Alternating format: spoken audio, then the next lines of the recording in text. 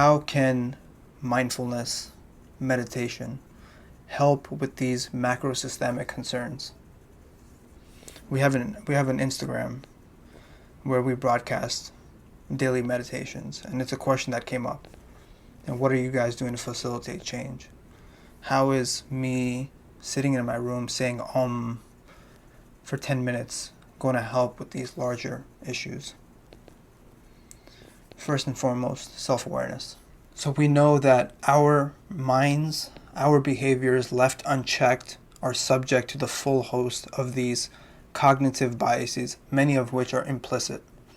That begs the question, what framework, what tool do we have that can consciously override these biases?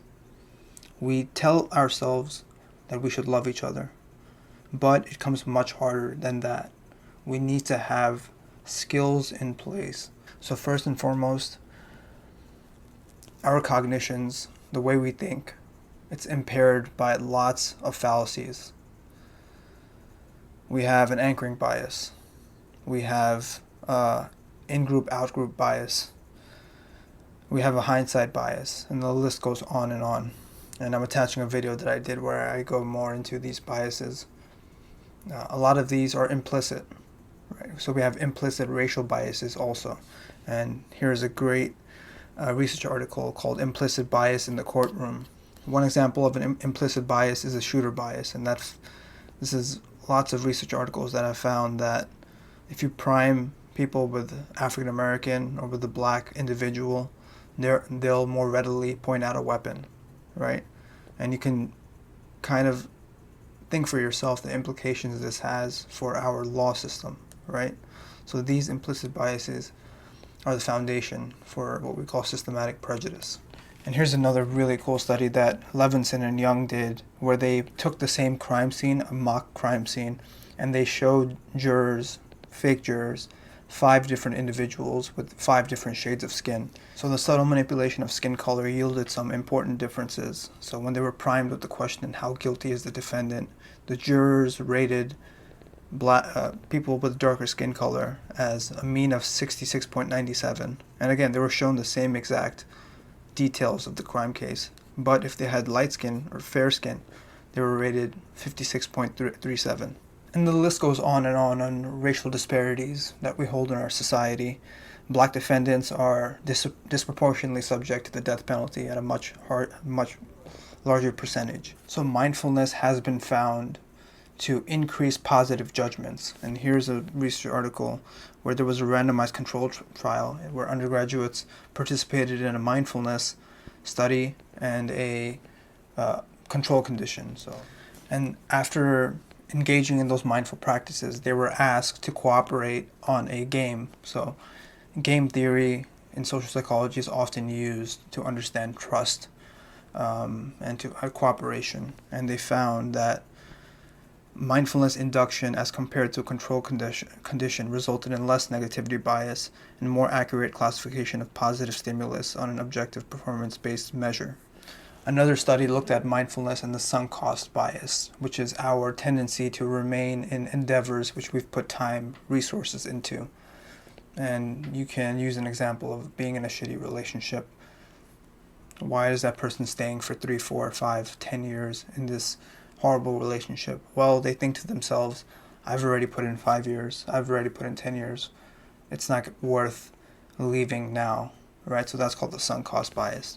So in the first study, it was found that individuals who have higher trait levels of mindfulness, so that means some of us have already higher dispositions, temperaments, personality profiles, also environmental factors which enhance mindfulness, our ability to be in the present moment, our ability to be compassionate, to be non-judgmental. It was found that trait mindfulness was positively correlated with resisting the sunk cost bias. So in the second study, there was actually an experiment done where individuals listened to a 15-minute mindfulness session, deep breathing, focusing on the present moment, focusing on grounding, centering techniques. After engaging in that mindfulness lesson, they were given this vignette of being a owner of a printing store company and being given this situation where they were offered money much lower than what they had invested into a printer for the company, and their ability to resist this offer was seen as an indication of resisting the sunk cost bias. And what they found was the percentage of participants in the mindfulness condition who resisted the sunk cost bias was higher than those in the control condition. Many studies have also found that engaging in meditation reduces our bias against other people. One of them looked at mindfulness and bias towards homeless people, finding that participants who were involved in a meditation exercise, one involving a stranger, one involving a homeless person, right? So with both of these individuals, there's a contact. Us versus them, great song by Pink Floyd. And they found that there was reduced intergroup anxiety, as well as more positive explicit attitudes and enhanced future contact intentions with individuals who engaged in this mindfulness exercise. And that's very important, right? Because mindfulness increases our positive approach behaviors. And here's a theory called the broad and build theory, which looks at how mindfulness increases positive affect. We have an ingrained negativity bias, so we need some sort of conscious mechanism to override that. Okay? And last but not least, how can mindfulness reduce racial prejudice? So this is a study conducted by Lueke and Gibson, entitled Brief Mindfulness Meditation Reduces Discrimination. I love that they used the Jim Carrey quote, and if you guys don't know, he's really big advocate about meditation. He says, "Our eyes are not only viewers, but also projectors that are running a second story over the picture we see in front of us all the time." And again, these were undergraduate students who participated in another form of a trust game in which they had to interact with a different person, a person of a different race, where if they work collaboratively, they could earn more money. So the results were really interesting. In the control condition, right, where they did not meditate, it was found that white individuals gave significantly more in the game to white counterparts, but those in the meditation gave just as much to white and black individuals in this cooperation game. And the really cool part about this is that trait mindfulness wasn't correlated with the outcomes, right? So this isn't a question of a genetic built disposition that we have towards trusting others. All that was needed was a 10-minute meditation from novice participants. So many of them had never even meditated before, for them to reach this level of equality and looking at another person as a human being, the things that we often tell ourselves. And we may be asking ourselves, what's the mechanism by which mindfulness can cause some of these really important implications? And this is an article produced by Berkeley University, 3 Ways Mindfulness Can Make You Less Biased. And we've discussed a few of them. So number 1, mindfulness helps us see the full context for people's actions.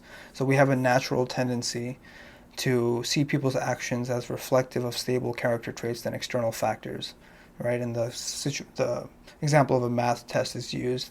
We can also talk about traffic, and here's a video that I did that Dr. Chowell and I talked a bit about meditation in traffic, right? Road rage is big in our society, and a lot of that has to do with someone cuts us off and we're dead set on the fact that that person wasn't raised right, they're a son of a beep, beep, beep, instead of, okay, I've cut someone off before, It's not a bad person, it's just the behavior that happened, right?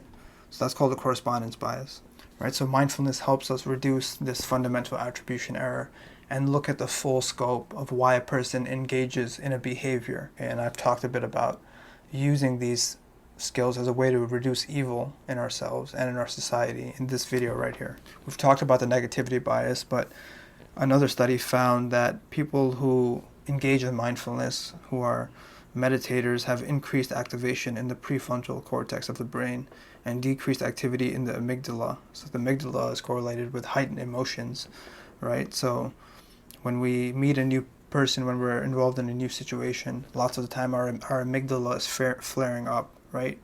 We're going off instinct, we're going off emotion, which is important sometimes, but we also need the prefrontal cortex, which is the brain area that's correlated with judgment, executive planning, looking at things in a logical manner, So people who meditate more have a more enhanced prefrontal cortex, so they're able to use rational thinking in situations where their emotions may cloud their judgments. And last but not least, the self-positivity bias. So we are the heroes of our own story all the time, right? So we look at ourselves, unless we have like a major depressive disorder or self-esteem issues, we look at ourselves as the arbitrators of good, right? And this has really important implications for psychology research, because most psychology research is done through self-report scales, right? But there's something called social desirability, in which individuals vastly over-report their positive behaviors. So mindfulness has been shown to decrease the self-positivity bias, which puts ourselves in an equal level with other people, right?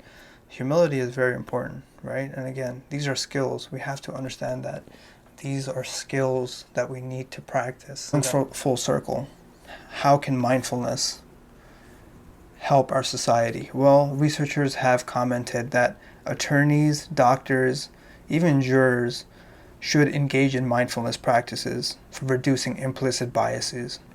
So with all of the societal change happening, protesting, tearing down statues, calling for defunding the police, we're sitting in a pivotal point of history, and we may ask ourselves, how is engaging in mindfulness going to help any of that? Well, I hope that presenting the information to you maybe changed your perspective slightly. Number 2, group mindfulness exercises are very important. Mindfulness doesn't have to be an individual exercise all the time. Group mindfulness is really good for social cohesion and compassion, which I didn't touch on, but I've touched on in previous videos. And we have to understand that the real mindful journey isn't in the act, it's in the behavior. So you can be someone who meditates for 10 hours a day, but then when you go out into the world, you're a passive-aggressive person, right? I mean, your mindful journey is stuck on square one. So it's all about the action, right? And we have to understand that we're a microcosm for the macrocosm. So these things going on in the world are reflections of our psyche, and that's a topic that I'm not going to delve too deeply into. There's a great quote that I want to leave you with. One of our imams, Imam Ali, says, "You perceive that you are a small entity, but little do you know within you exists the entire cosmos." I hope this information could illuminate some of your hearts and minds. I stand with protesters in calling for systematic change, but I also call for individual change, and that starts with each and every single one of us. I'm going to end the video by linking some meditation videos to help you get started on your mindful journey, as well as linking a video that I did last week on how to more concretely enact change. And there's a whole list of things you can do in the description at a local, state, at a federal level to meaningfully enact change. So thank you guys so much. Maybe I'll go meditate, right? And I'll see you guys on the next episode. Thank you.